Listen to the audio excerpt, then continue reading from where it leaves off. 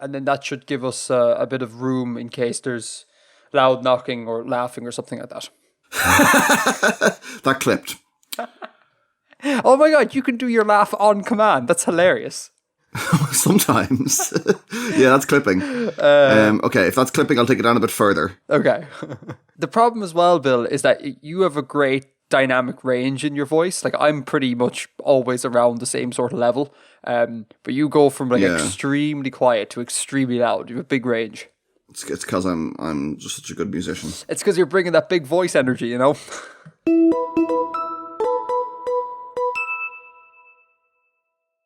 I'm aware that there's going to be a few new people here because of having put up my annual sort of like support me video, and I talked about the podcast on this. And I'm sure those new people are expecting like red hot world building and conlang content. So I'm going to have to disappoint here and start the show with a bit of my theory about rap. It won't be long. It's just a thing that I would like to float towards Bill, folks, because Bill is my musical buddy. So just bear with me for 5 minutes. Bill, rap, right?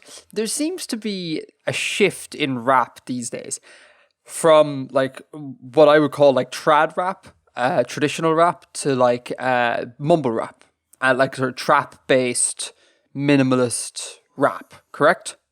Yes, like in terms of vocal delivery. Yeah, in terms of instrumentation as well, like the beats are very unique and stuff, but yeah, there seems to be a new style emerging, right? And the impression I get is that people of the old style, which is kind of always the case, dislike people of the new style, and they cite things like this new style is idiotic.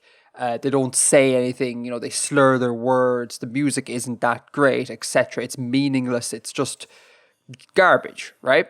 Okay. By that and Eminem is a notable proponent of bashing mumble rap, right? But by that standard, by Eminem's own standard, he just released an album that is like all of those things, but like just not mumble rap. Like, so he released this album called, I think it's Music to Murder By. To Be Murdered By. To Be Murdered By. And in particular, there's a song called Godzilla that ends with just like him rapping really, really, really, really, really fast as a sort of kind of protest against this new culture of like extremely slow, drawly rap. And in doing so, it's just meaningless, it's incoherent, it's silly, it's musically not very exciting. It's all the things that like traditional rappers cite as being the negative points of mumble rap, just done in like the old form, and therefore it's good, and everyone's celebrating it, being like, oh, it's just like Eminem's at it again, like, oh, he's slaying and stuff. And it's just I listened to the album, it's just kind of like, it's just garbage, like it's actual garbage, and it's like reverse mumble rap. It's the same effect achieved through opposite means. Exactly. And I'm not entirely sure if, like, lyrical rappers, I think is the word that is used. I'm not entirely sure those lyrical rappers kind of realize that they're doing that. Like, I think they might actually, like, Eminem might think, like, yeah, I'm bringing my A game here by, you know, spitting, like, 20, 30 words a second or whatever the hell, and having no coherent story or nothing. They think it's, like, superior, but it's, like, it's the same. It's the same stuff. Have you noticed this? Is this a thing that crossed your radar? Am I crazy? Is this good? Have you listened to the track, etc.? I listened to the bit of it in question, yeah. I mean, I don't think Eminem has seen his A game in about 12 years, personally. That's fair. I haven't liked anything he's done in a long time. I think he's very technically able. This is an interesting thing that happens a lot with like really, really proficient musicians. I'm sure what he's doing is incredible, and there is a sense and a logic underneath it.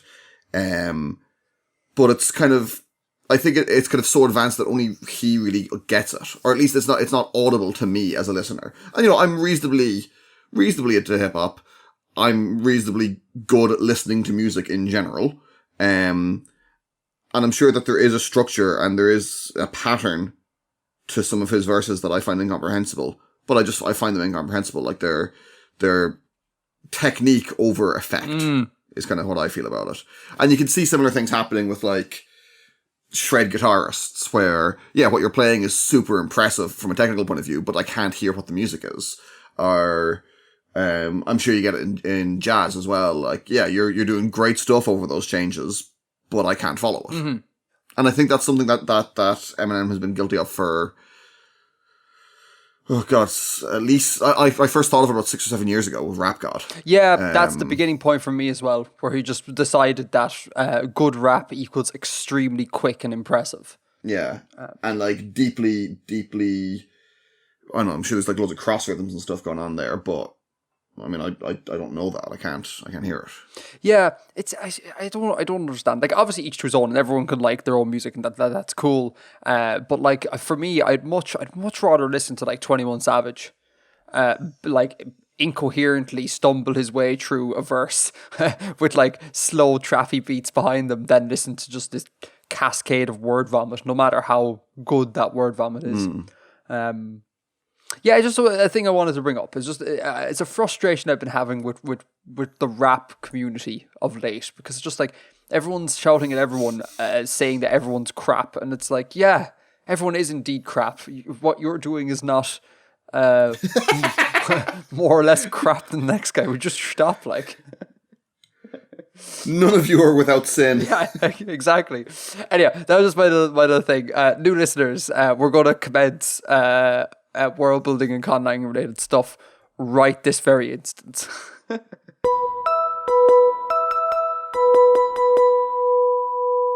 Follow up. So I would like to start follow up, and I would like to apologize for the semi-incoherent mess that the last episode was. I was very disappointed with myself on the last episode, Bill. I left out things in the edit, and I didn't make any sense in certain bits, so I just want to clear my good name for a second. Apologies to everyone for me not beeping the swear words. I realize no one actually cares and no one's offended, but like, just apologies in sort of like not continuing the aesthetic, or the sort of like the lie that both Bill and I really care about the word and it kind of ruins the sort of gag if the words do creep in and they've already been beat before. So apologies for that. Monocles popped out of eyes and into teacups all over Artifexian. Exactly. And the other thing I want to mention about the last show was we had a discussion about universal grammar. And I handled that so poorly, because like the person who wrote in the question was asking specifically about universal grammar. And you, Bill, were also talking about universal grammar. But in my head, I just decided to talk about linguistic universals, which are entirely different things.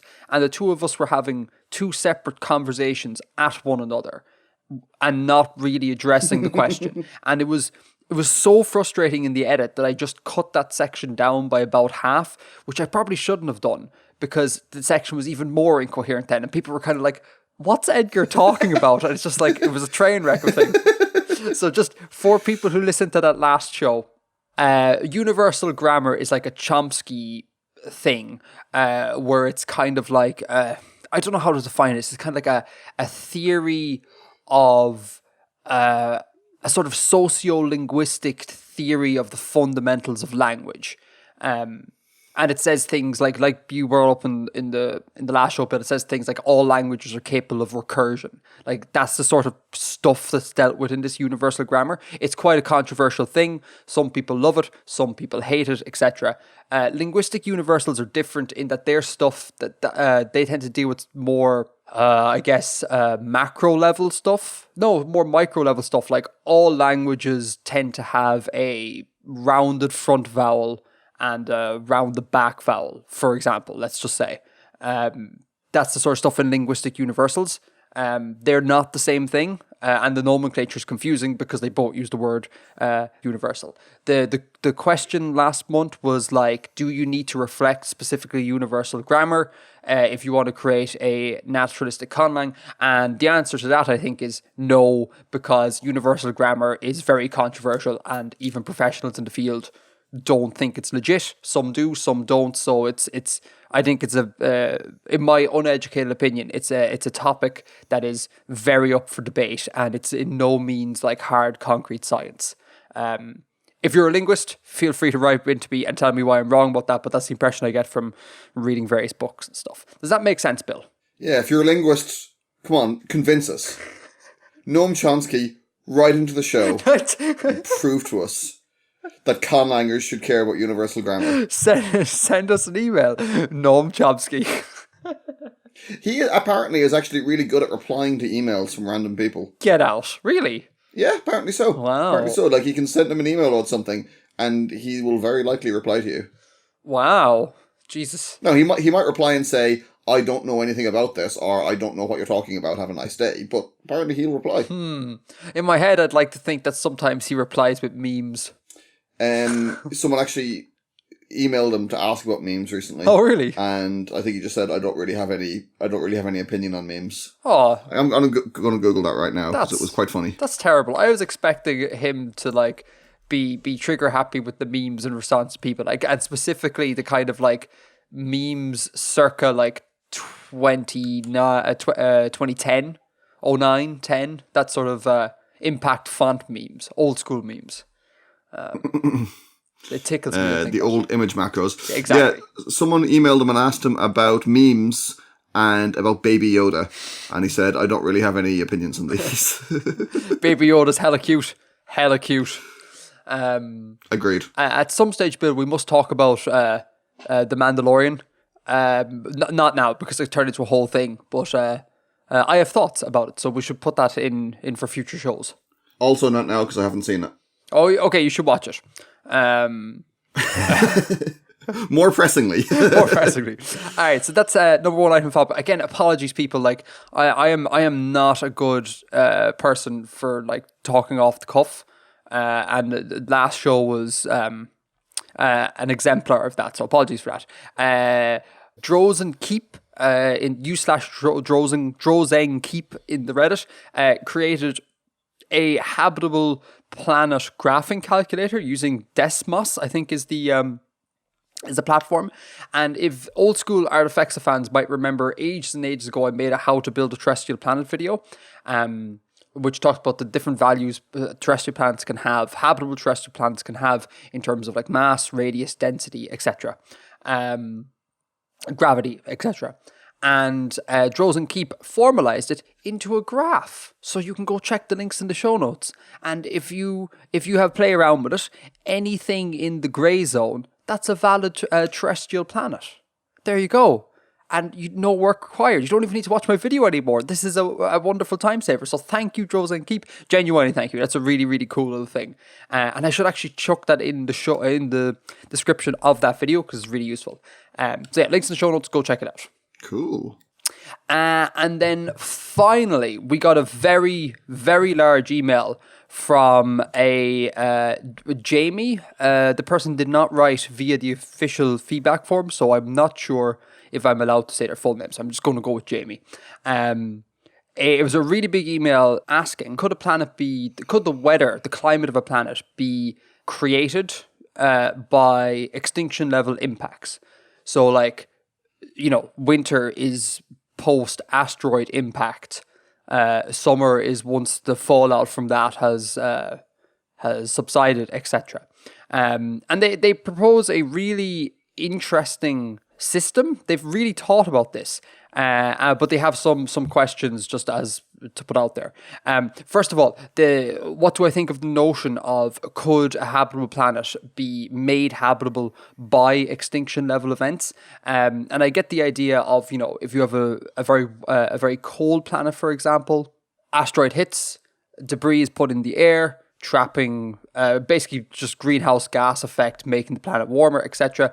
That all seems legit, and you could probably get away with it in fiction. I question the time scale at which these things would occur, and I question the magnitude of temperature changes.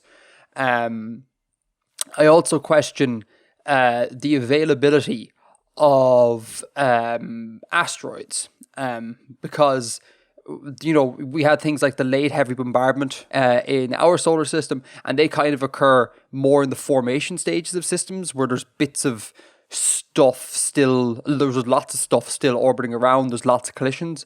But as the system matures more and more, you tend to have less and less impacts. So I don't know how long term, even if you hand wave the problems with weather by asteroid impact or climate by asteroid impact, I don't know how long that would be sustainable. And also, life needs some degree of regularity to exist. And I don't know how regular asteroids could come. And then there's the problem, obviously, of it's all the ejecta that's put into the atmosphere can be extremely, not toxic.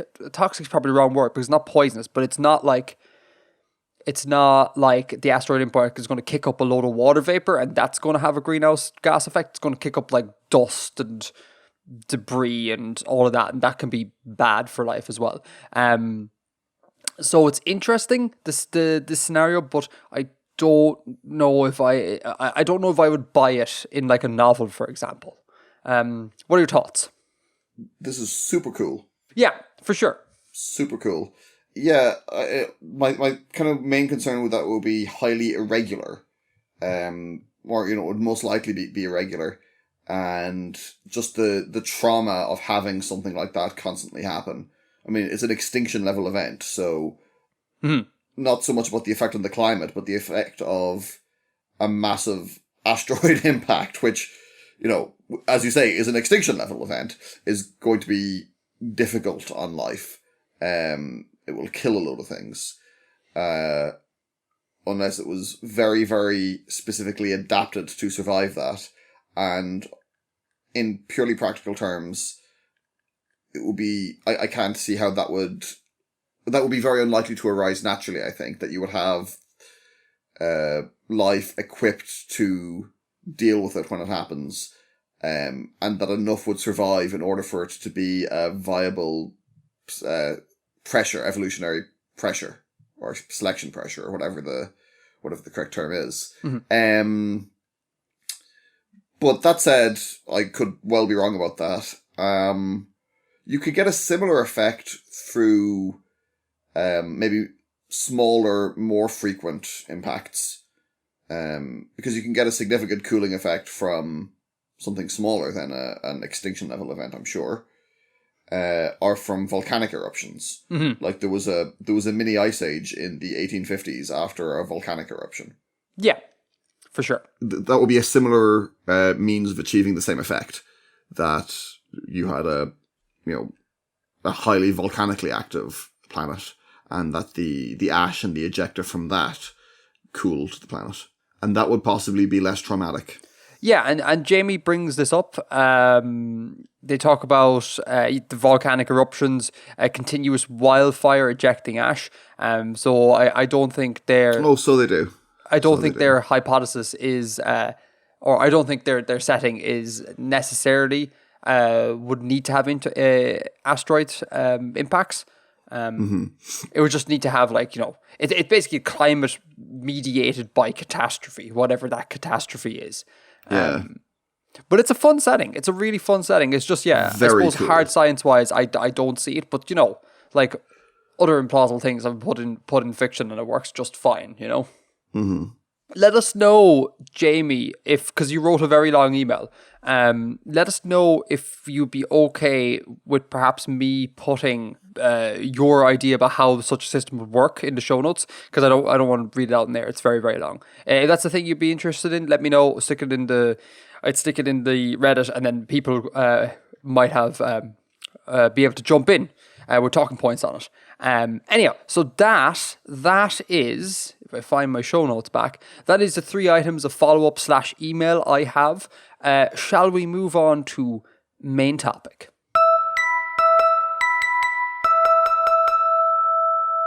So I've been talking for lots there, Bill, and no one wants that. So let's have a bit of Bill this episode. Let's have a bit of world billing. Let's do it. So once again, we're back in Cairn. Woo! Like you introduced to the new listeners at the start of the episode. And once again, this is a piece of diegetic world building, an in-universe document. So we're learning about the setting exclusively from within through the eyes and understandings of the people who live there and experience it, rather than from some neutral outside observer. So I'll just get straight into this.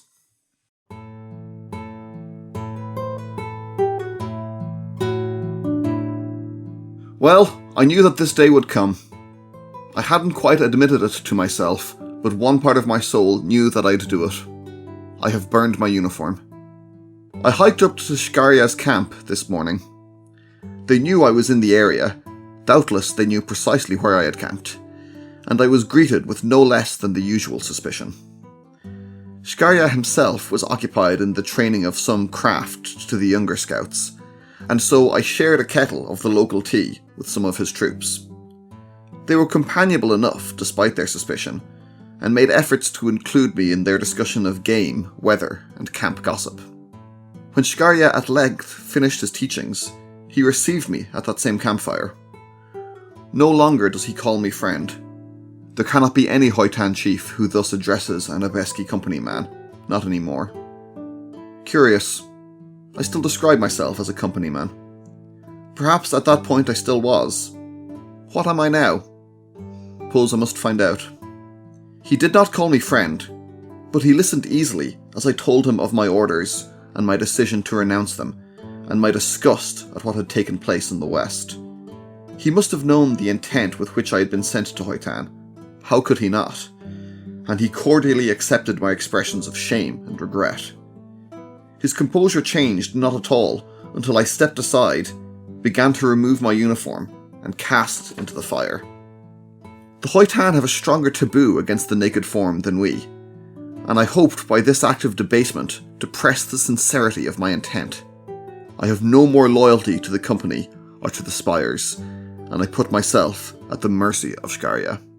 After what felt like an hour of consideration, Shkarya spoke to a lieutenant in low tones, too low for me to hear. She rushed off, and shortly returned with a suit of clothes, an old tunic, boots, and cloak ready to be discarded. They were handed to me, and I dressed as Shkarya commended my bravery and honesty. He retrieved my tool belt from the ground and fixed it around my waist. You are a man of no nation and no loyalty. Do not seek out our camps, and we will not harm you. We will speak again at a time of my choosing. These were the last words he spoke to me. And so I am adrift, free from the terrible duties assigned to me, and yet alone in this strange land. I have spent half my career trying to win the trust of these people. In rejecting the nation of my birth, I have lost both worlds, but I have not lost my desire to be among the Hoytan. I shall break camp tomorrow and hike north. The hunting is rich there, and Shkarya will find me if he wants. Levant te Alphen, no longer Tamar Company Scout.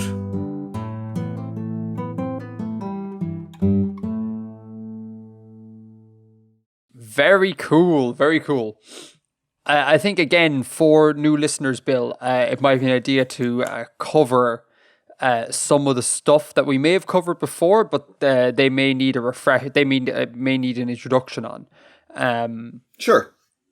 So we should keep that in mind as we're talking. But first thing, the character who writes this piece of prose, Levant, you said? Levant te what now? Levant te Alphen. Have we met this person before? We have not, no. We have not met this person before. Okay. Do you want to give a... And this is fairly disconnected from the main story that I'm telling in Icairn. Oh, side quest. Excellent. Can you real quick? Can you give a quick summary of what the Tamar Company is? So, in Icairn, in the main culture that I've described so far, which is the Abesk culture, colloquially known as the Spires, the companies are sort of mercenary / trading companies. So imagine something like the East India Company or the Dutch East India Company or the Hudson Bay Company, things like that from the era of colonialism. Possibly a bit more explicitly militaristic than all of those were. Well, I mean, I guess the East India Company definitely was. So there's somewhere between mercenaries and that. And they, I think, when you say the East India Company, I think people are immediately thinking ships and naval, I suppose, exploration and colonialization. But what's occurring here is more airship related. Yes. So the setting of Ikaern, the planet of Ikaern, has much lower gravity than Earth, and as such, it's easier for the people there to develop airborne technologies. So the culture of the spires have access to airships. East India Company, but in the sky. Cool. Sure. Going back to the top of the prose there. Shkaria. Shkaria's camp. Yeah. Tell me a little bit about Shkaria and this camp and anything you can talk around this, because this is another new character. So yes, give us a lowdown. So we've heard reference to the Hoytan before, and we know it's an island, a large island to the east of kind of the Abesk land, and I think the main reference we've had to them before is that someone said something about the tent of a Hoytan chief, and this is part of what's going on here. Levant is going to speak to a Hoytan chief in his camp at his tent. The Hoytan, they do have permanent towns and things. They have like proper settlements, but their leaders, their chiefs and stuff, are expected to be a bit more nomadic and be out living among the land, and then other things like tradespeople and craftspeople will be more settled. And is this the chief that was referred to in the previous work? Same chief or different chief? There wasn't a specific chief referred to. It was kind of a figure of speech, like somewhere exotic, like the tent of a Hoytan chief. Okay. It wasn't referring to a specific person. And what can you tell us about Shkaria in particular? I haven't developed him much beyond this. I'll talk when we've gone through the end. I'll talk about my kind of overall thoughts on this and some of the difficulties I had writing it. Okay, cool. You say he here, and maybe it's a typo that won't be present in the final thing. But unless I've missed something, I think you refer to this person both as he and she. As in, she rushed off and returned with a suit of clothes. Oh, is that a servant of the Yeah, that's his lieutenant. His lieutenant rushes off and returns with clothes. Yeah. Sorry, I had it in my head there that you slipped up there. All right, so that's the camp and that's the chief. What else I got here? And the camps will move around. They're not permanent camps. Like they'll move around, and outsiders are they're not supposed to know where the permanent settlements are. So like they live in kind of hidden towns and villages. The Hoytan do. Oh, very cool. Non-Hoytan aren't allowed to find out where they are. Oh, but this person clearly has found out. No. Oh, but he's arrived at the camp. Yeah, they're allowed to know where the camps are. They're not allowed to know where the towns are. Sure. Yeah. Okay, cool. Page 2 here. You write, there cannot be any Hoytan chief who thus addresses an Embassytown company man, not anymore. Care to elaborate? Yes. Well, this is what he's referring to further down as well. My disgust at what had taken place in the West. So there was basically a company vessel massacred a Hoytan camp. This thing that happened in the West, Bill, was this part of your writings before? No, this still happened within Hoytan. So it's not something that I've referred to before, but a company, not the Tamar company, one of the other companies, because as I said, there's a few, had a sort of a violent encounter with a Hoytan camp, and not a particularly militarized camp, and massacred them. Yeah. Oh, okay. So the Hoytani, is that the correct feminine? Yeah, let's say it is. Oh, sure. So the Hoytani are kind of like, we don't like those Embassytown people anymore. Don't talk to them. They're not allowed anywhere near us. After what happened? they're inclined to be like that. Yeah, I mean, it's as always, it's a little bit more complicated than that. There are different factions within the Hoytan. There are different factions within the companies. The companies don't all get along. But broadly speaking, these kind of two cultures are seeing the Hoytani are seeing the ways in which the Abesci are dangerous. Mm-hmm. And I'm assuming this company man or ex-company man who writes this letter, I'm assuming he did a Finn from Star Wars. He was like, "Damn, my side ain't great here," and he chose to like defect. I don't know if it's the correct word. Give up his company ways. And is he at the camp to try to seek forgiveness? Is that what's occurring? Kind of, yeah. So his role was to live in Hoytan and be kind of a scout and an informant for the Tamar company. And this is a thing that happened a lot through history, that, you know, there would be, for example, US Army scouts that would go and they would live among the Lakota or whatever. Mm-hmm. And they would kind of try and integrate themselves into their culture, and whatever their own morals and their own feelings on it were, they became part of the military apparatus that was used to attack the Lakota. So he kind of had that sort of role, and he is attempting to reject that role. He has realized the harm that is intended and the exploitation that is intended by the companies against these people, and is attempting to step away from it. Do you know yet why he necessarily needs to go and like seek forgiveness and things? Like, you could just defect and just, I'm going to spend the rest of my life in the foothills of whatever mountain. You know, like, he doesn't necessarily have to seek out these people and be all like, "I come to you begging forgiveness." I mean, it's a moral thing. Like, what happened was wrong, and I want to have no more part of it. He wants to be accepted by them. Like, he's, I suppose, kind of going native in a sense, or he intends to. But he sees the ways in which that's a problem. And yeah, I suppose that's it really. He wants to make it clear that he has no more part in that process. And he wants to be accepted by them eventually. Okay, cool. On to page 3, if that's okay. Mm-hmm. On page 3, you have the first bit of page 3. I'm sorry, listeners, you're probably not going to see this in pages. Just bear with the nomenclature for a second. Favorite paragraph of this piece written bit of mine is, it goes, "The Hoytan have a stronger taboo against the naked form than we.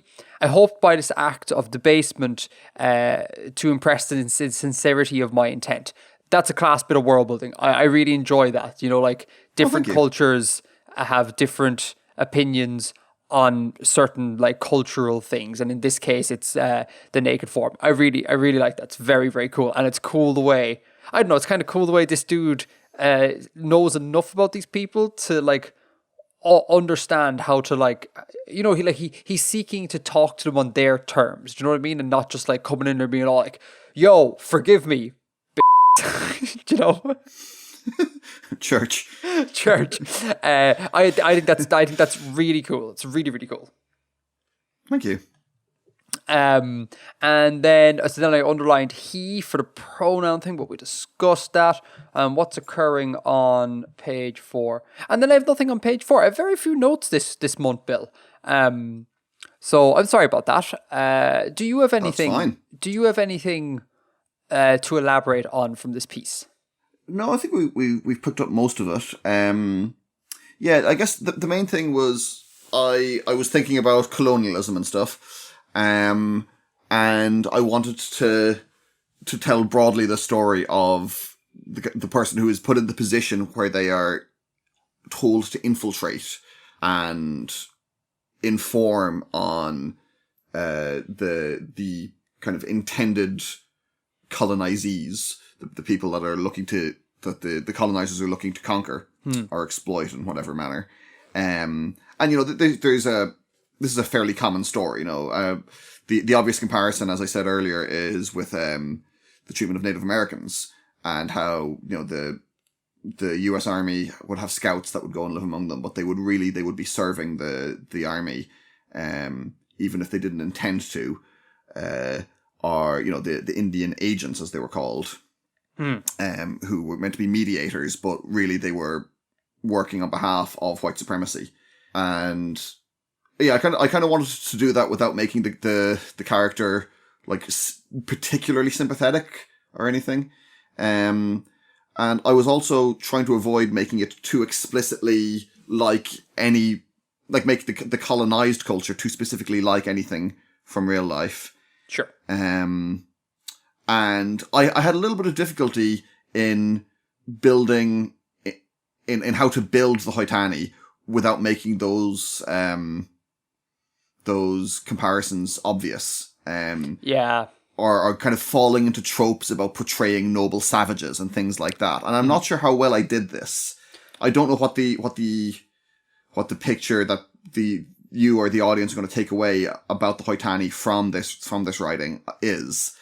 I can just kind of justify that to myself in a way because this is the colonizer talking about them, so it would make sense for him to kind of have noble savage stereotypes and stuff. But I still wasn't fully comfortable with that being how I portrayed it. So I don't know. What do you think? Yeah, can I be brutally honest here? I think that at least the way I read it is that I immediately got images of the noble savage sort of trope. Like I was immediately thinking of kind of like the peaceful like people of the plains in touch with their bodies and the land, etc. And then this Besky is a capitalist and things like that. So, but what you say there at the end, where it's like these are his words, so like his character should probably think like this a little bit. That does make sense. But yeah, I totally sympathize. Like it's a really hard thing to write. Like the minute you write something about like say the colonized party in this exchange, you're always going to run into these problems of like the noble savage and things like that. I don't envy your task of having to try and write for these people. So that's something I'm going to try and develop more to give them a clearer identity that isn't just tropes and cliches about what colonizers think of colonized people on Earth. Yeah, that would be really interesting to do as well, for sure. But it's like I said, that'll be really tough. Again, I don't envy your position. A quick question. Yep. On the subject of colonization, do you think that colonization is a natural thing that falls out of a sentient species? Like any given sentient species will at some stage in its development seek to oppress others and colonize, take over their lands, etc. Or do you think this is species? Yeah, exactly. Or do you think this is a human thing? Like say in many thousands of years, whatever, when we become like an interplanetary species or an interstellar species, what do you think the odds are that we bump into a race on some planet that looks at us and our colonial ways and goes, looks at us as if like, how do you even think like that? Like that's something that we have never even considered. Or do you think it's a natural evolution of the sort of like survival of the fittest evolutionary type thing? Where do you think? What do you think? I don't think it fits in with survival of the fittest at all. Really? Yeah, because I mean that's a thing that like people throw around as in like only the toughest and the hardest survive. But that's not what's meant by fittest. Fittest just means most suited to the environment that they're in. And there are so many other strategies other than murder to fit into a society, to fit into an environment. So I wouldn't see them as being particularly connected at all. Okay.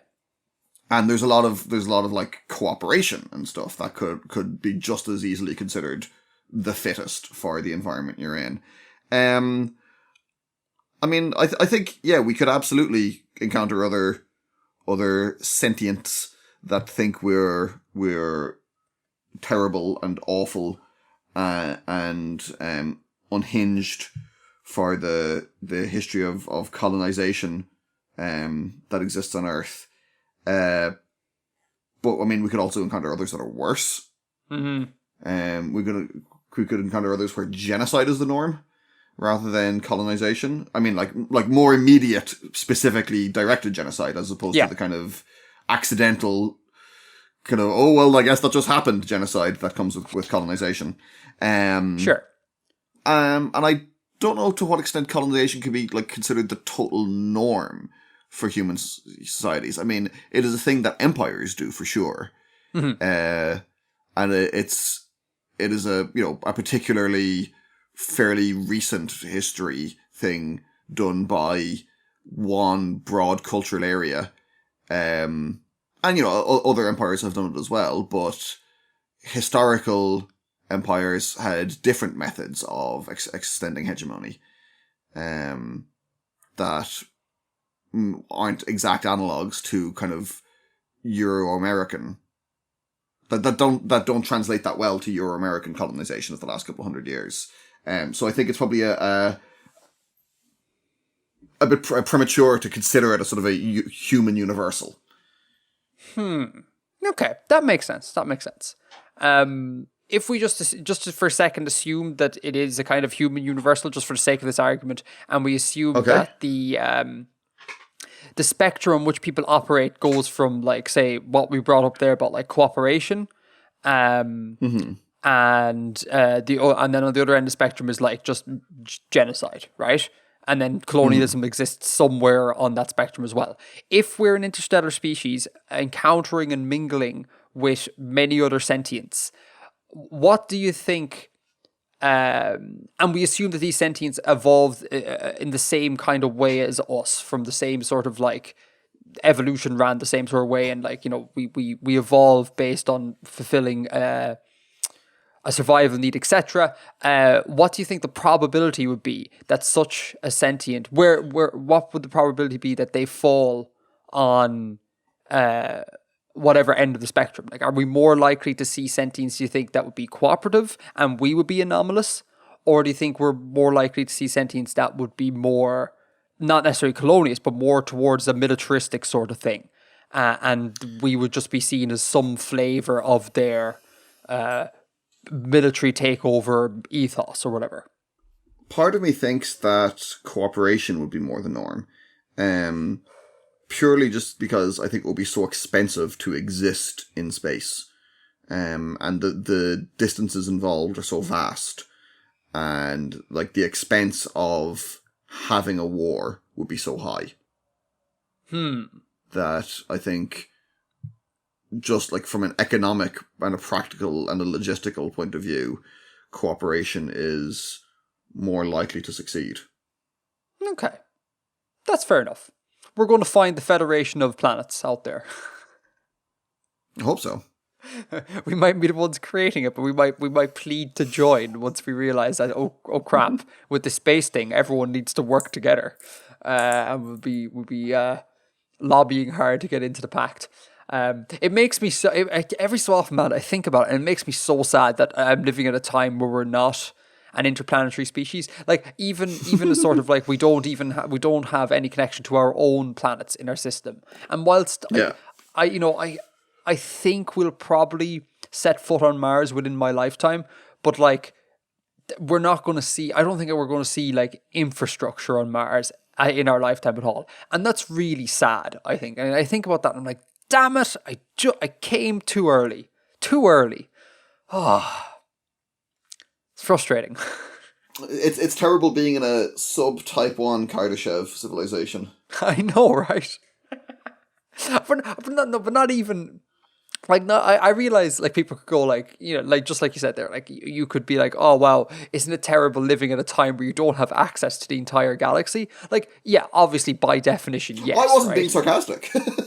Yeah, all right. But, like, but just, I think the point at which I'd be like, I am really glad to be alive for this thing would just be other humans on another planet. Doesn't have to go outside the solar system. It could even be like people living on the moon, for example. I would just love to exist in a place, in a universe where, or at a time period where we're just interplanetary, where you can I would go and take a trip to see my uncle on the moon. Like, that would be class. That would be wonderful. Absolutely wonderful, but like it's never going to happen, and it just makes me very sad. Anyway, so that was Bill's take on colonialization and whether or not sentient species will be prone to colonialization. People in the Reddit, let us know. Be interesting to know what your thoughts are on this, because I don't think I'm as optimistic as you are, Bill, with regards to this. I think people, all sentients, will. My gut is that they will try to dominate others, and I would even say that the genocide thing might even be more than norm. It's just a very effective way of getting access to resources if the people who currently are standing on top of said resources are just not there. Like, that's really depressing to think, but I think that might actually be the norm.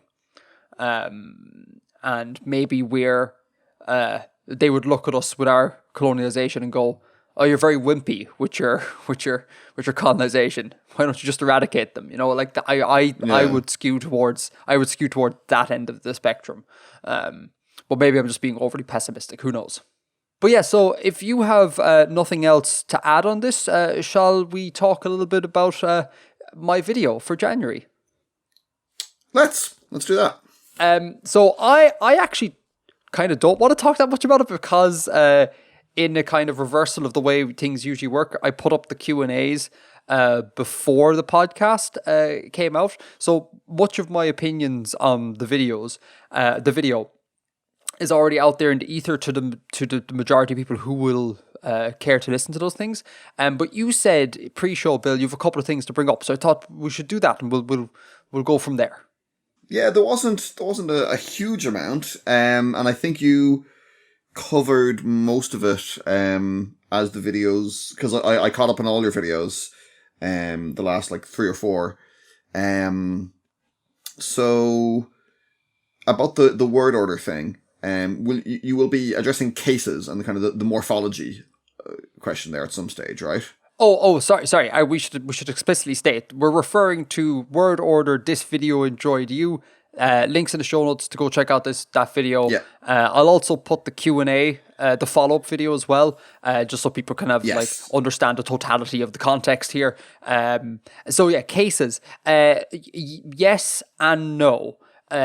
No, in the sense that I've already made a video on cases. But yes, in the sense that I have plans to do a video that is more deals with free word order a bit more. So there's going to be some sort of like case will creep into that, or at least some sort of marking is going to creep into that, and that will be discussed a little bit. But a full blown video on cases, no, because that already exists. Okay, yeah, but like about marking nouns for their role within the thing, and how that like affects word order. Sure, will be addressed to some degree. I can say almost for certain that will occur. Yes.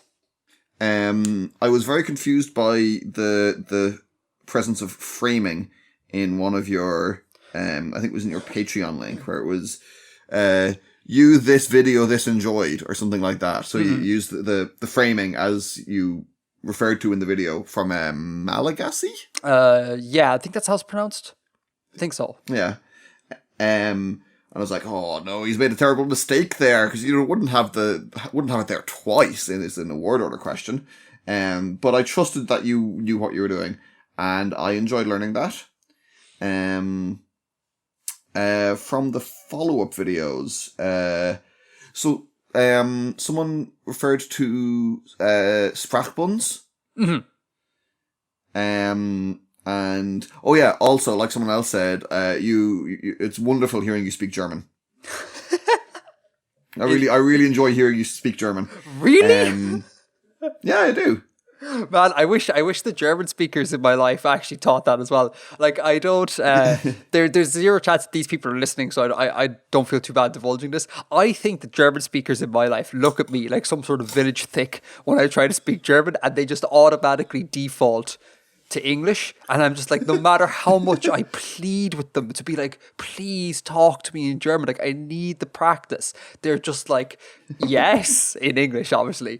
Now, obviously what's occurring there is that like 9 times out of 10 I'm meeting these German speakers around other English speakers, and it's just politeness to default to the language that everyone uses, but I think that just becomes the norm. So even when you're not in a predominantly English context, people just, Germans in particular, I think, just want to move straight into English, given that they're all so good at English. And that's even my experience in Germany. Like, I'd be in Germany speaking German to Germans, and they clock, they can hear to my voice that I'm not a native speaker. So out of politeness, they just switch immediately. And I'm like, guys, come on. Like, you gotta speak to me in German. It is very frustrating when you want to practice a language and the other person just wants to speak your first language. Yeah. Very frustrating. It is. And it's born out, especially in Germany, at least the impression I get, is that it really is born out of a politeness thing. And because most Germans have some degree of English, they're just like, I'm going to be polite to this person. I'm going to address them in their native tongue. So I don't begrudge them that at all. But like you said, yeah, it's extremely frustrating when you want to practice and everyone just speaks to you in German. But thank you. I'm glad that you enjoyed my German. I'm glad that the pronunciation wasn't abysmal. And yeah. But the point I was going to make about can you say it for me? Sprachbund. Sprachbund. About those lads, that they're a group of languages that are kind of geographically close to each other. Is part of it that they're not genealogically linked? Yeah. Okay, I need to preface this by saying that I don't know very much about Sprachbunds, but my understanding is that yes, they don't need to be of the same family or whatever. They just by proximity, they adopt stuff from one another. But that doesn't necessarily mean they can't be of the same family either. It seems to be just a function of proximity. Languages together will tend to mingle a little bit. Mm-hmm. Grand. That was most of it. Warning potential new listeners about my laugh. That was amusing. The return of Sanguage Discourse, yes. Which OG podcast listeners will be familiar with for about 6 months ago. So this is why you should listen to the podcast. You get an insight into what's going to be coming up. You get a deeper insight into Edgar and preview of what might be happening. On the Sanguage thing, I read it not related to word order at all, but while we're here, I was wondering, should I bring up the Sanguage thing? Because I did want to talk about prescriptivism, and I was like, I don't know, should I bring that up? Because people might take it that I'm just like insulting them, when like 99% of the comments that had Sanguage in them were lighthearted humor. A few people were kind of like, you're an idiot and you can't speak proper, and I was just kind of like, I do want to bring it up for that 1% to maybe nudge them into thinking slightly differently, but I don't want to insult the 99% who are just like, understood what prescriptivism was and were just having crack. But in the end I went with it, and I'm really glad, because there was a couple of times where people started talking about their own dialects and how they pronounce the word or similar words in their own dialects. Like there was people, I think, from the Northern England talking about how they say it, and there was people asking other people about how they would say it as well. So there was it generated a small sort of like, let's discuss our dialects a bit more.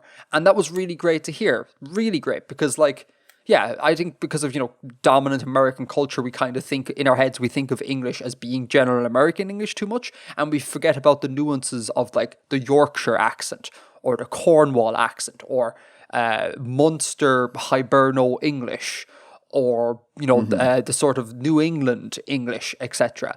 And people really got into like examining the way they speak based off the way I pronounced the word Sanguage, which made me feel really good. And people took the thing really well. There weren't people being all like, you dick, you're calling us prescriptivists. That's terrible. People took it really well, so I was very, very pleased. Yeah, that's awesome. And I agree, and I fully support dialectical variation. Yeah, fully agree. Have you got anything else on the video? I think I said this to you before, but you look queer like Adam Neely did it a couple of years ago. You've never said that before to me, man. I look like Adam Neely, do I? Okay.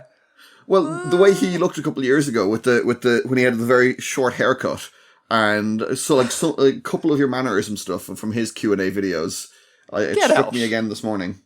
Yeah, wow, I think so. For those of you who don't know, Adam Neely is a really, really good music YouTuber. Mm-hmm.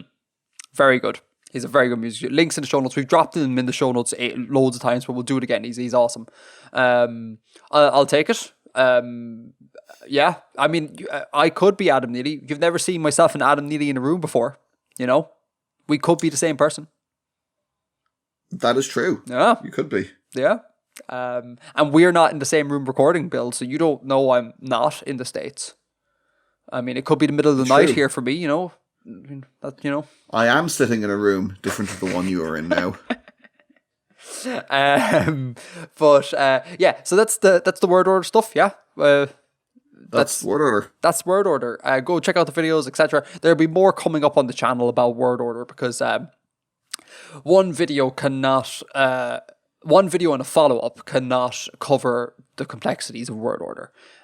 Even if you're aiming for a very basic overview of word order, which I was going for. So yeah, watch this space. Shall we crack into the first installment of Artifexian Book Club Corner? Let's do it.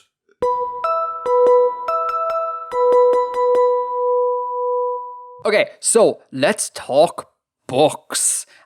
We have been reading Embassytown. Delicious books. Delicious books. Embassytown by China Mieville. We've been reading Embassytown by China Mieville. So I suppose we should summarize the book, talk about how we feel about the book, and then we'll set a new book for homework for, I don't know, April or something. Yeah? Sure. Okay.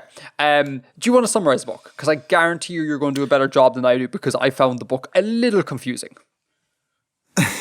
So, Embassytown is a science fiction novel set in a kind of unspecified but distant future. Mm-hmm.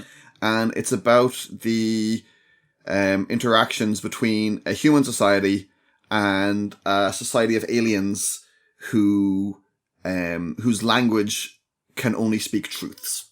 Mm. They cannot lie. They're incapable of lying. And it's an examination of the nature of language and what that means to not be able to lie and what that signifies for speech and for thought. And the other element of it is it's kind of a story about colonization. Yeah.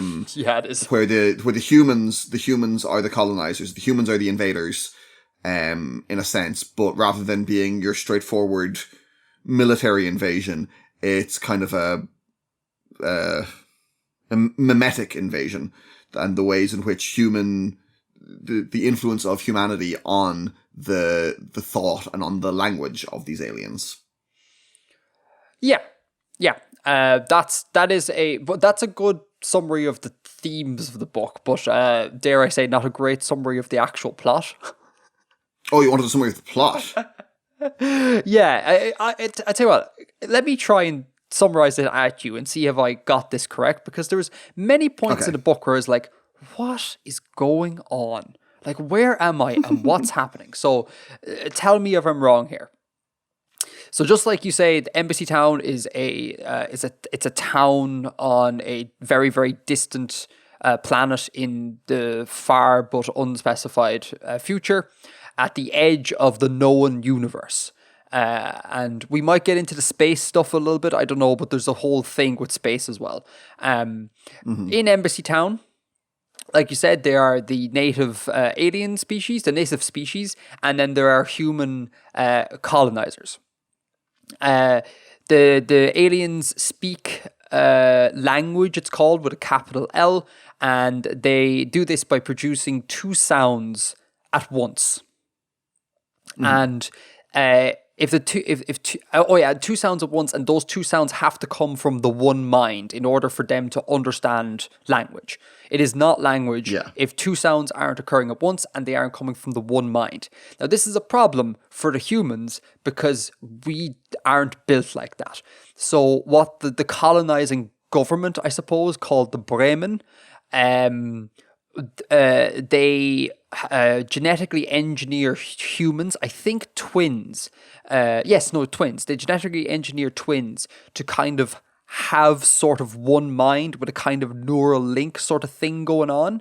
And then they learn language. And once those genetically engineered one mind twins can speak language, they can speak to the native species, the Arikane, or something like that, the hosts.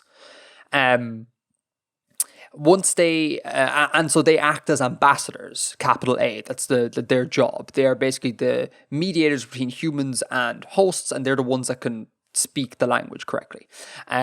So the events of the book kick off with there being a new ambassador, a new kind of weird anomalous ambassador who isn't twin and isn't of one mind, but can speak language. And the hosts listen to this and go, "Oh God!" And they lose their minds. Literally, they become like addicted to the speech of this ambassador. The ambassador is called Ezra. And that's two people, remember. One called Ez and one called Ra, but they're kind of treated together as Ezra, one word. So the locals become enthralled, basically, to this new way of speaking. And like their society begins to crumble, chaos sets in, all this sort of jazz. Loads of complicated things happen in the middle. We have a suicide. We have a quasi-religious side quest thing going on. There's a festival of lies, all this sort of jazz. Basically what they need, Ezra gets, one of Ez dies. One of the Ezra pair dies. In an effort to kind of keep society stable, they kind of make a new ambassador that's capable of delivering the drug of language to the hosts to, keep up the semblance of a society.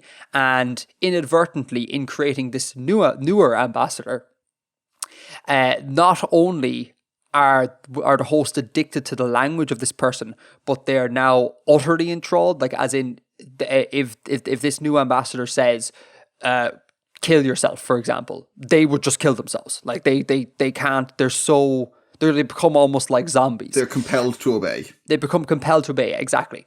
And then what occurs is basically the rest of the plot is basically some of the hosts, some of the locals become free of this intoxication, and the book is basically playing out the events of trying to free up the species of this enthrallment. And there's a big battle at the end, and things end with basically the hosts, the way they think, the way they speak, everything about them has been irrevocably changed because they can now lie, and all this sort of jazz. So TLDR, humans come in, mess things up, and then irrevocably and probably negatively damage this species forever. Is that a summation of the book? I would dispute the value judgment there at the end, that it's probably negative. But yeah, that's a pretty good thing of the plot. Okay, so this is the key point I wanted to bring up with you about this book, and it goes on our conversation earlier about colonialization. What do you think? Do you think there is a value judgment in this book?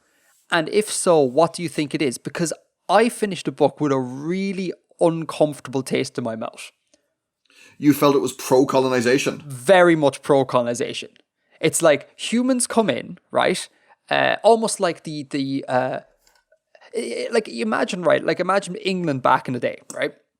Some pro-colonial sympathizer would be all like, okay, sure, we went into India, for example, and yeah, things didn't go great, and people were hurt, And yeah, India's never been the same again. But look, we gave them railways. Like, look at all the infrastructure we brought. And in this book, it seems to be very much like humans come in. There's a species that cannot lie. That their language has to be a reflection of the world. Humans come in, destroy that for them, irrevocably changing who they are. And the value judgment at the end of the book seems to be one of like, well, that's better. They are now sentient. Pre us coming in, because they couldn't lie and stuff, they're not really sentient. They're just almost like passive observers. Automata. Yeah, exactly, yeah. But the humans came in. We didn't do it very well, but we freed them from the shackles of sub-sentience. And now this species is better off for us, go us humans. And I was like, that's weird. And then I looked up China Miéville's political leanings, and he's like extremely left-leaning. And I'm like, how is this guy bringing in a pro-colonial narrative into this book? Like, and then I thought, like, did I read the book wrong?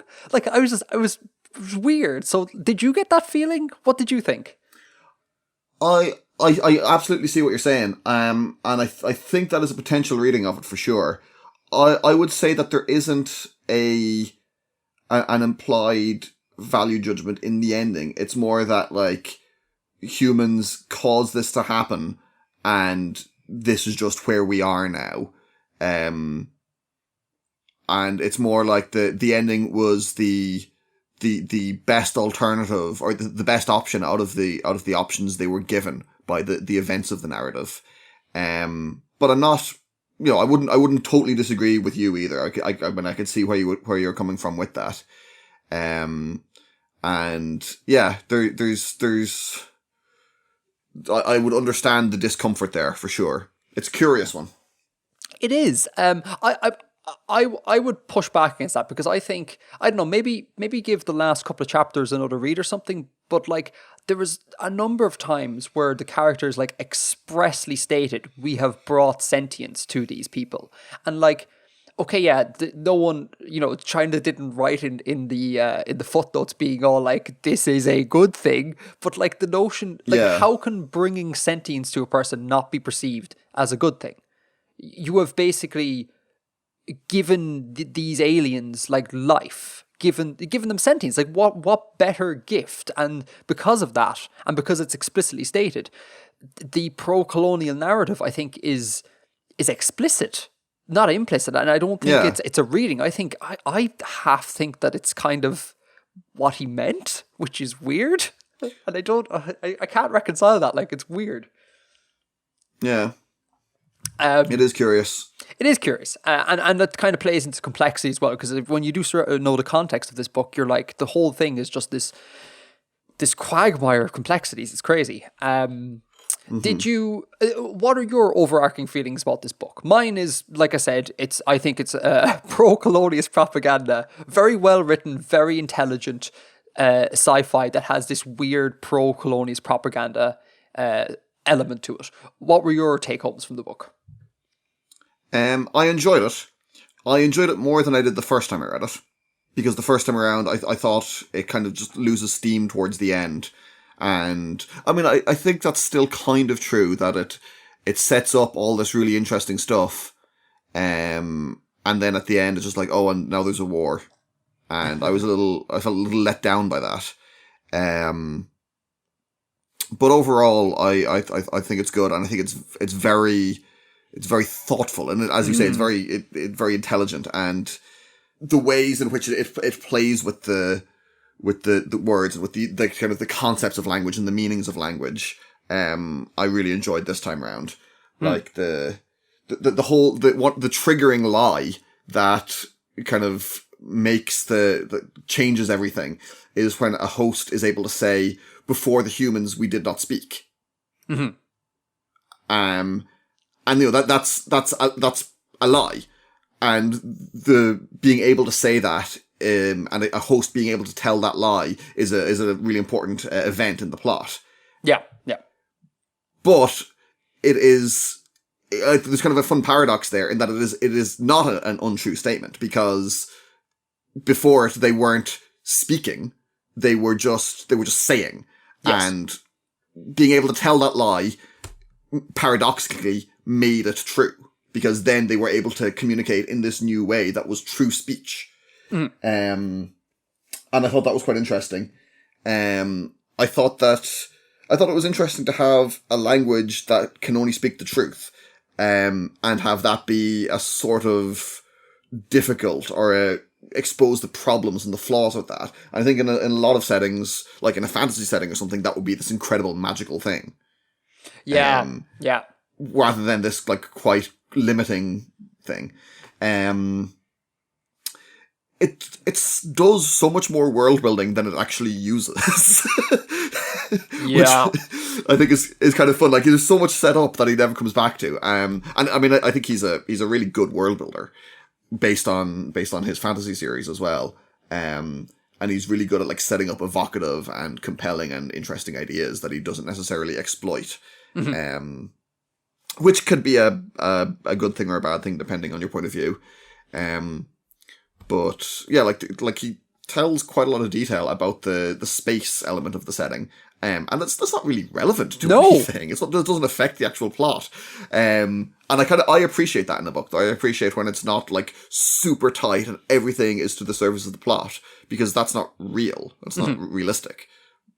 Agreed. Yeah. There's more happening in the world than the immediate narrative of one thing. It's beautifully written.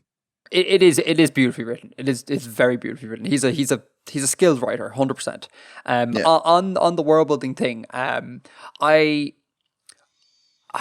sometimes felt like he does like anti-Star Wars. So Star Wars, it's like we set things up and we would explain them to the nth degree. Like you're gonna know the pasteurization process of this blue milk, whether you want to know it or not. Whereas China Mieville will just tell you elements of the setting and then never talk about them again, and that's really great. Yeah. That's really great. But sometimes I think he does too much, and there's loads of points where like, what exactly are you talking about? Like, I still don't know what the hell a Mayab is, and I'm not entirely sure I know what a trid is. It's a message in a bottle. A Mayab is a message in a bottle. MIAB, message in a bottle. Oh, what? But what? There was messages in bottles. Is that figurative or is that literal? They were. No, that's explained near the start. It's an unmanned like package sent from Bremen to Embassytown. I totally missed that then. And what was the other thing? A trade. And I'm pretty sure... he doesn't explicitly explain that. Yeah, no, I'm pretty sure what he meant by that is like a 3D photograph of some description, or a hologram type thing? Yeah, it's a 3D hologram, yeah. Okay. Sometimes... Okay, so I'm clearly wrong about the Mayab not being explained, but maybe it's the notion that it's not referred to enough that I'm reminded of what it is. It's like you're told once, real quickly in a sentence or whatever, and then you just need to make sure you understand that going forward, and it can be sometimes a bit much. And in particular, at the very start, now this is a problem obviously with science fiction novels in general and fantasy novels to some degree, is he did dump an awful lot of words on you. Like there was a lot of new lingo to learn, like the manchmal, the immer. Never mind the whole it's the hosts, and the hosts are also the Arikane or whatever they're called. And then there's also a couple of other, they're called exots. So that's non-host, non-human species that live on this planet, and they all have a couple of names. Host or exots? Exot just means alien. Right, sorry, yeah. They keep referring to like other exots. Sorry, my bad. But there are other aliens there that he also mentions, and then there's all the technology of like Vesp cams, trids, the Mayab thing. There's the main character Avis Benner Cho is an immerser, and that's a whole thing. There's a lot is dumped very quickly at the start, and I felt myself going, what the hell is going on here? And then some of it is just like not explained enough for me. But I do appreciate him not going into like a chapter long detailed description of like the ergonomics of a Mayab. I do appreciate that. Yeah, I like how it's used very naturalistically. Yeah, for sure. Did you clock the little Easter egg with the main character? I don't think so. So her name is Avis Benner Cho, and so her initials are ABC. All right. And like I thought like in a thing about language and fundamentally about like getting a species to like actually speak for the first time, the notion that the person who kind of helps that come into reality is her initials are ABC, like as in like the fundamentals. I thought that was kind of fun. That's cute. It was very cute. Did you catch Did you catch the Easter egg about the zombie films? No, not even slightly. What are you talking about? They watched 2 George Romero zombie films at one point. Didn't catch that whatsoever. Okay, hold on. I'm actually going to get my Kindle, and I'll be back in 2 secs. I'll read out the extract to you. Okay, cool. We'll have dead air. I'll talk to listeners. Hi, listeners. Bill is gone, and I don't know what to say in this instance. I wonder how many of you read the book. I know some of you did. And I know some of you were looking forward to us speaking about it. I wonder how many that was. I would highly recommend this book to you. You should definitely go check it out. It's a good read. Yeah, I think you'll enjoy it. What else do I say now? Dead air is an awful thing, listeners. It's an awful thing. I just hope Bill finds this Kindle fairly lively and comes back, because I'm beginning to feel anxious about dead air.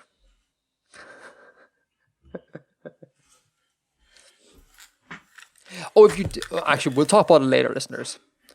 Wait, quick, we have to stop. We have to stop talking about Bill. Okay, come on. Let's get back on it. Bill's lovely. We all love Bill. There's nothing wrong with Bill ever. Of course you do. I'm the best. You got your Kindle? I do have my Kindle. Now let me just scroll through here and find this.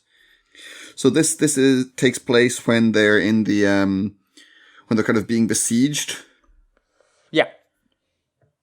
Near the end, when they're being besieged by the addicted hosts. Mm-hmm.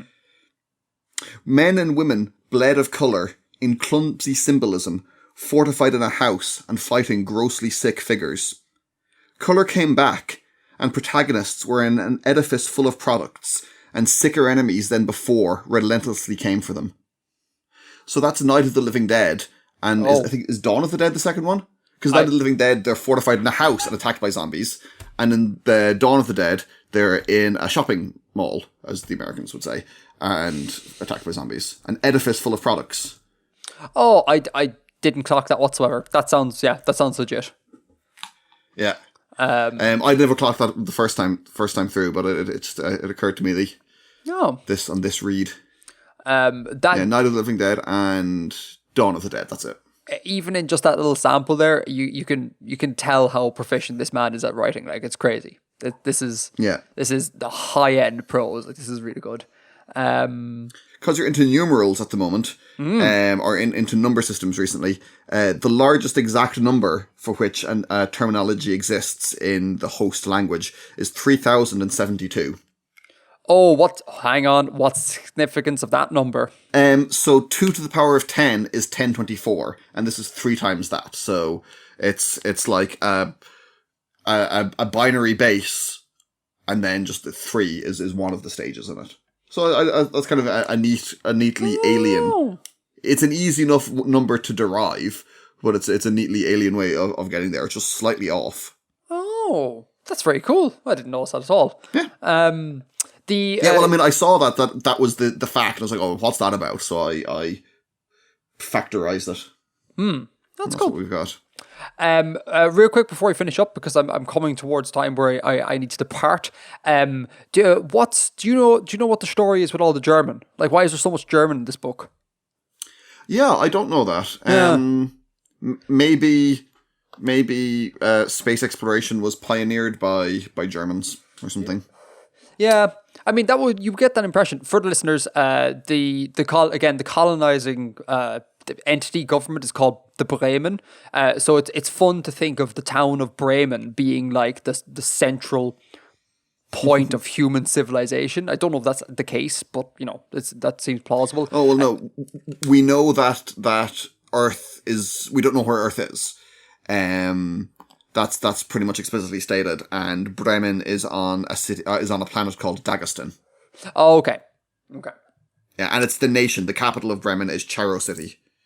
And so we have the Bremen, and then we, like I said before, we have the Manchmal, which is one kind of thing with the universe, and we have Immer. Manchmal means like sometimes, and Immer means like always in German. And then even his like constructed words for the hosts have very often a very German feel to them. I can't recall specific examples, but it seems very Germanic, and I don't know what's going on there. And it kind of took me out a little bit. It was like shocking German, as if like almost like a bad fantasy writer will just like, I don't know, dump in a whole load of like Latin somewhere or faux Latin to make it sound like old and mysterious. And it was that kind of it irked me a little bit at the start. Did you catch what the sort of life form in the Ymir were called? No. They were called Hai, as in haifish. As in, Hai is shark in German. Yeah. That's more German. I don't understand it. I must actually look up on these things. Last thing I would like to ask you about this book is the hosts themselves, right? Mm-hmm. Sorry. Let me make one point and then let me ask you a question. The one point I want to make is that like he explicitly, in writing Embassytown, wanted to create a truly alien character or characters because like to paraphrase here, he's like he was a bit sick of Star Trek and it's like humans in blue skin. These aliens are just literally humans, like except in fancy clothes. And he was like, I wanted to create something completely and utterly alien. And like, I realize there's limitations to how alien you can go in a novel. But it's funny that like his sort of biology building in this book is very, very alien, like extremely alien. But the language sort of thing isn't really. Like, I know it's two voices speaking one mind, etc. But I see that as an extension of biology. The actual words in the book that they speak are like super Earth. Oh yeah, super Earth-like. I think one of the aliens is called humans can produce all of the sounds. Exactly, yeah. And you're like, well, hang on now. And I realize like he can't say, like, oh, the host spoke and he spoke in I don't know, like the notation is frequency notation or whatever, like they speak in white noise or whatever. Like obviously in a book you have limitations there, so there's only so much you can do, but it does kind of take you out of it when you're like, these are so alien. But one of them is called Searle Etcher and you're like, that's not that alien. So that's Searle Etcher. Exactly, yeah. The other thing I wanted to ask you is, Bill, like, what mental imagery do you have for the hosts, for these aliens? Like, what form do you think they take? So, I actually did yesterday, when I was nearly finished the book, look up on Google Images artists' impressions. And I'm not a very visual imaginer when I read. Mm-hmm. I don't get strong mental images of characters or anything. But I did find some interesting ones on Google. And I was willing to do that because I was near the end and it wasn't going to influence my reading too much. So I kind of see them as sort of bulbous but asymmetrical. And with weird fronds coming out the top. And then quite low bodies and spindly legs. Man, that is really kind interesting. Kind of green. Yeah, a sort of mottled green on the carapace. I find we must talk at some stage about the way you imagine images, because I think one of the reasons why I'm such a slow reader is because like I painstakingly craft the images in my head.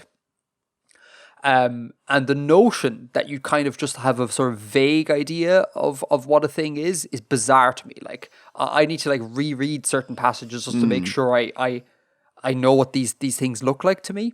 And I have a very strong mental image. Would you care to hear my mental image of them? Yes, please. I'd love to. So I think these are like translucent, semi-translucent. Do you know when you spill oil on certain surfaces, it turns like all the colors of the rainbow. Yeah. Yeah, that sort of coloring. So semi-translucent, but looking like they're like oily and have that that pearlescence that you get with oil. Their body is they're sort of like their main corpus is kind of like a bumblebee. Minus the coloring of a bumblebee. So imagine the translucent oiliness, but like in the shape of a bumblebee. And then at the front, there's basically like a coral reef type structure. And there are where the eyes are. And they have wings like flies, like wasps, and they have legs like spiders. And like you, I think they're really low profile and their legs spread out beyond their body. It's not underneath it. And they're accompanied by like an amorphous meat dog, like a dog made of like, if you imagine mince meat that could move. Episode title, Amorphous Meat Dog. Oh my god, I think that's the first time in our like 6-year or whatever runtime history that like I'm gonna name it after a thing I said. That's class. I'm loving it. But like, yeah, so like if you imagine like mincemeat, sentient mincemeat that's vaguely in the shape of kind of like a pug that escorts them around the place. So that's what I think these aliens look like. Horrifying. It is a bit, isn't it? Yeah, and what I particularly like what he did was, again, anti-Star Wars. He didn't give us a sort of like a full description of these characters in one go. Like, you really learn about it very slowly throughout the book. Like, the first thing I clocked was that they were bumblebee-like, and then it was like, oh, but they have spider legs. Oh, okay. And then a little bit later, it's like they looked at me with their fawnings, I think is the word he uses. Fan wings. And then I was like, oh, so they have that. And it's like, you really kind of like, the light of knowledge illuminates the darkness of ignorance very slowly in this book. And that's really fun. Yeah, and as I said, that makes it feel real naturalistic to me. Mm-hmm. So that's all I have to say, and I'm now officially 10 minutes over time, so I'm going to need to go, if that's okay with you, Bill. Cool. That is fine by me. But very, very, very quickly, next book that I think we're going to read, that we are going to read, and if you want to enjoy Book Club Corner with us, you should go pick up this book. It's called Story of Your Life. I actually don't know who wrote this book. I'm going to put it in the show notes, and you can just click the link or whatever. It was sold to me by Biblaridian, of Biblaridian fame, as a sort of extreme application of the Sapphire Wharf hypothesis. So very much in keeping with Embassytown, but we're hoping to use it as kind of compare and contrast sort of thing. They seem like they inhabit the same space, and we'll talk about them. I have no idea if this book is good. It could be absolute garbage for all I know. No idea. But we're all going to go into it blind and we'll have a great time come the next Book Club Corner. Yeah? Sounds good. Okay, so Story of Your Life in the show notes. Bill, thank you so much for podcasting with me. Listeners, thank you so much for listening. Hi to all the new people. You can support the show on Patreon. Links will be in the show notes. You can pick up some merch. The merch is different from the main channel merch. We've got 2 merch streams. So you can also check that out. I'll see y'all in the subreddit. And until next month, Edgar out. Out, Edgar.